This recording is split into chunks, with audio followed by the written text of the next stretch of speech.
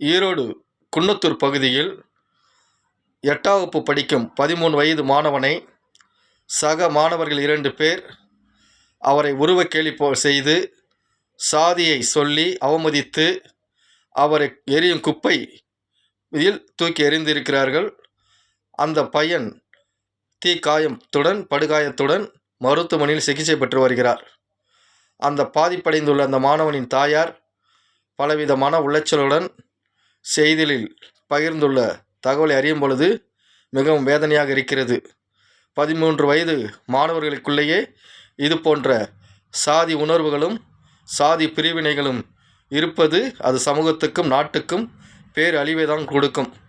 மாணவர்களை நல்வழிப்படுத்தக்கூடிய ஆசிரியர்கள் கூட இது போன்ற விதத்தில் சாதிய உணர்வுடன் நடந்து கொள்கிறார்கள், பிள்ளைகளை அவமதிப்புடன் நடத்துகிறார்கள் என்கிற குற்றச்சாட்டும் பெற்றோர்கள் வாயிலாக வெளிப்படுகிறது.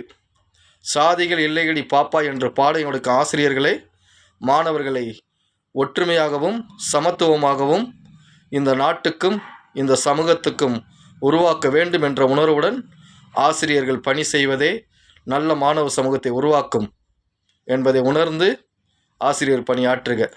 மாணவ சமூகமே ஒற்றுமையாகவும் சாதி மத பேதமின்றி சமத்துவ சிந்தனையுடன் நன்றாக படித்து முன்னேறுங்கள். அதுவே குடும்பத்துக்கும் நாட்டுக்கும் நன்மை தரும்.